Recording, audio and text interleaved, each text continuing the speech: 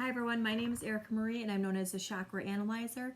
So tonight I wanted to log on and briefly discuss with you guys what manifestation is, okay? And what the 3 steps to manifesting are.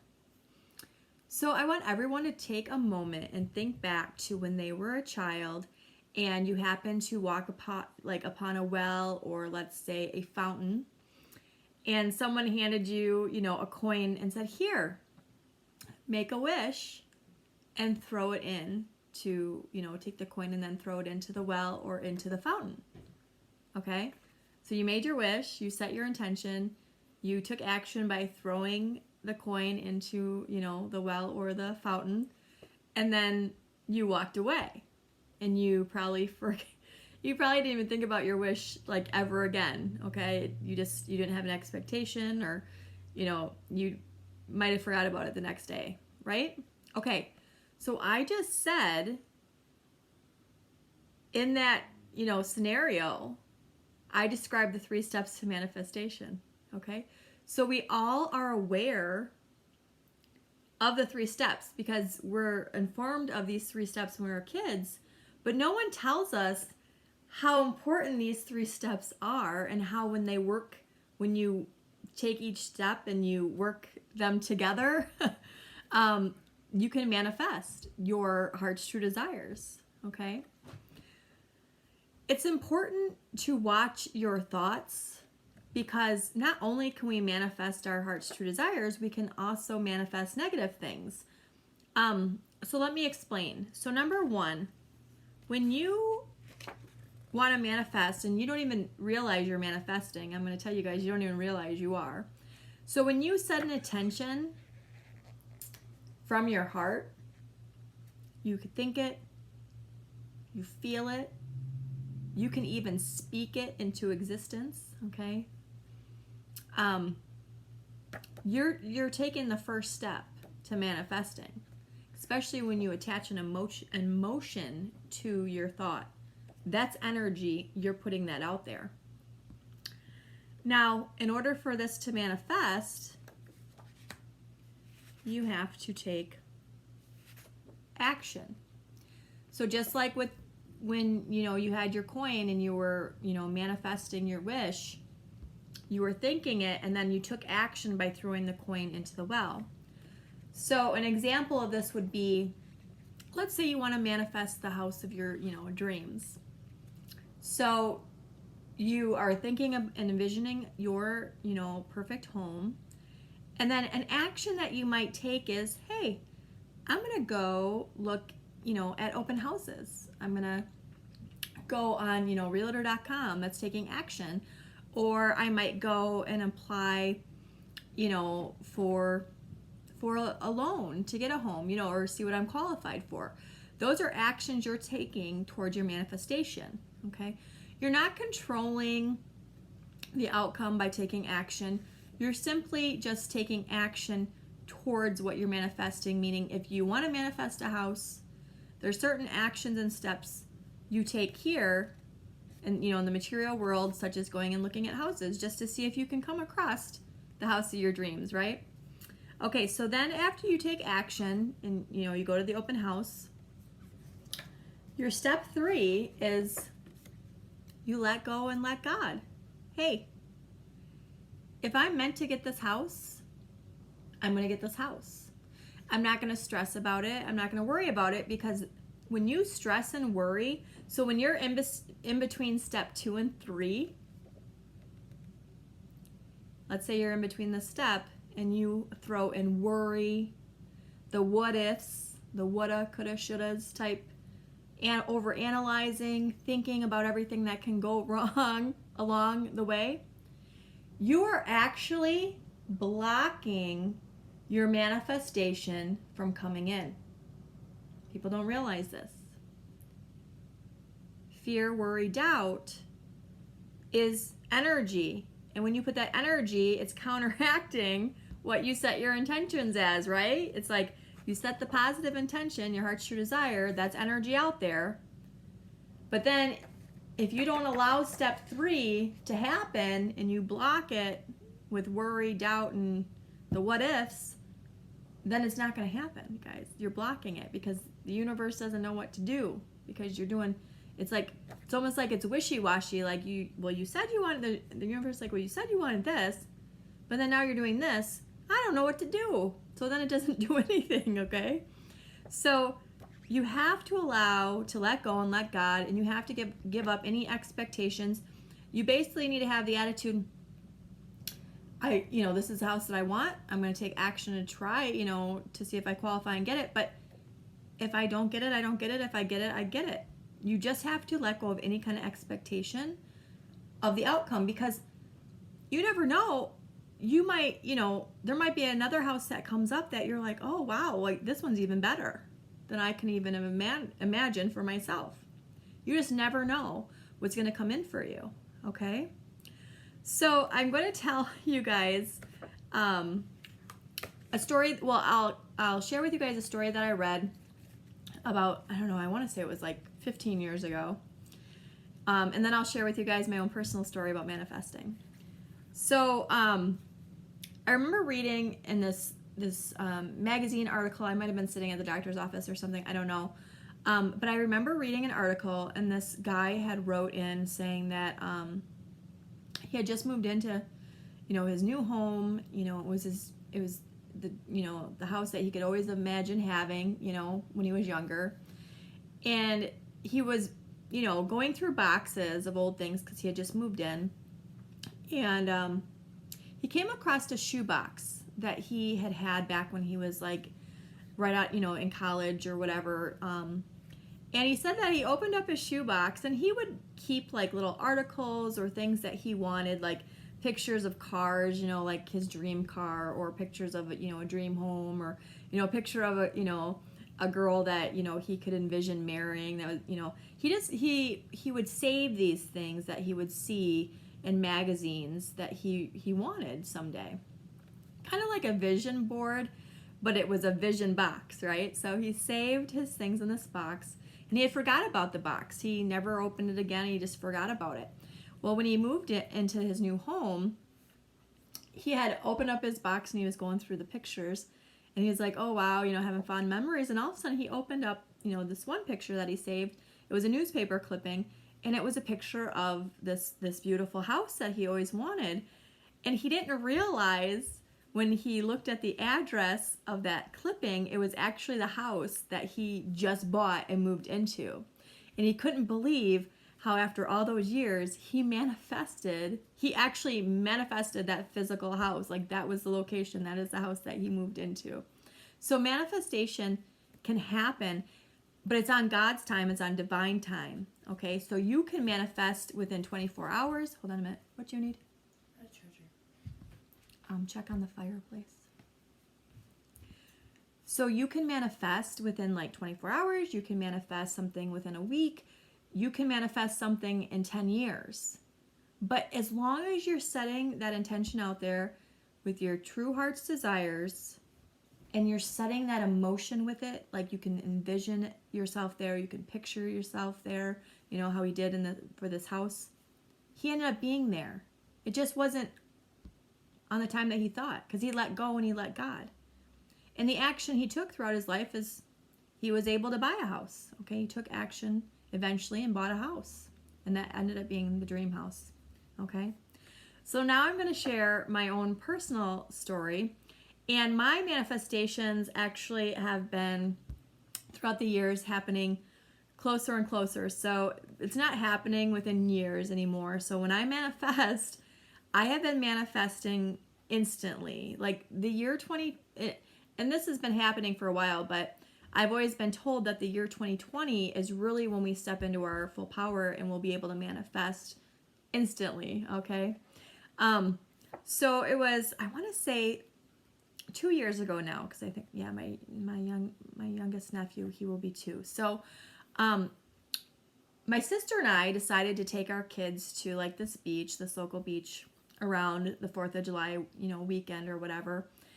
And after we loaded everything into the car, and then we're got all these kids, we're walking to the beach, and we have beach balls and tents and everything that you can imagine. we finally, unpack everything. And my sister was still standing up. She had just had my youngest nephew, who was about 3 months old. Well, my 3-year-old niece, she had a beach ball. And it was like $1 beach ball from Walmart or whatever. It was just a round, medium-sized ball. Anyways, I sat my beach chair, into the water, and I sat down, and my niece kind of was standing by me and put the ball in front of my feet. Well, next thing you know, my sister, she looks over and she's like, Erica, grab that ball before it floats away. And I'm just like, chill. Like, it's not going anywhere. There's no wind, there's no waves. It's just really just sitting right here by my feet. Well, as I look at her and tell her, like, chill out, I got it, before I could reach down to get it, it's almost, I want you guys to picture a, like, ball on a string, like if somebody's taking the string and pulling. So next thing you know, I'm watching this ball, this beach ball, literally crosses the lake in like 2.2 seconds, like somebody pulled it on a string. And then I watch it, it like just curves, and then it jumps over the swim rope. Like, I'm not, like, this is crazy. It was funny because it like jumped over the swim rope. I'm like, what is going on? And then it floated out into, the deep end and the abyss, and it's like, oh, we're never gonna see that beach ball again. And of course, my 3-year-old niece, she's crying, and my sister looks at me and she's like, look what you did. You did that. And I looked at her, I go, actually, you made that happen. So I want you guys to know, not only can you manifest like your heart's true desire, you can manifest like negative things too, especially if you're attaching an emotion to it, okay? So anyways, I looked at my sister, I said, you made that happen. I said, it was just fine until you spoke it into existence. I said, that's why we call spelling, spelling, like you're speaking it into existence. You made it happen. And then of course she started laughing at me, and I laughed at her. And I said to my sister, I said, oh, and I felt so horrible. I said, from my heart, I said, I am going to get that beach ball back for you. Don't worry about it. And she's like, what are you going to do? Go swim out into the deep end? You're going to drown. And I'm like, no. I said, that ball is going to float back to me. And my sister's like, yeah, right. So anyways, we stayed a couple hours at the beach, and the beach ball did not float back to us at all that day, right? And my sister's like, whatever, just we'll go to Walmart and buy another one. It's only $1. So anyways, we leave the beach. So number 1, the step in manifesting is set your intentions from your heart. So I set my intentions. Nicole, I'm going to get that beach ball back for you, okay? Then number 2, we left. Number 2, I ended up taking action and not even realizing it. So the action I took is I actually ended up going back to that beach 3 times in a week. So I think I went like Monday, Wednesday, Friday. I didn't have my kids. I actually just wanted to go, lay out and get some sun. And I thought, hey, I'll just stop at this beach. So I went there 3 times the week after the ball went missing, right? So it was the 3rd day, so it was a Friday, and there was really nobody on the beach. There was like 2 other women and myself. There was like no kids, and it was really relaxing. And I remember looking out and seeing some, kayakers or whatever. So I'm laying there on the beach, and next thing you know, I hear somebody kind of like approach, and I sit up, and this woman was on her kayak, and she was holding a beach ball. She goes, did anybody lose a beach ball? And I started laughing. I was like, oh my gosh. I said, yes. I said, that's my niece's ball. It floated away, last week when we were here for the 4th.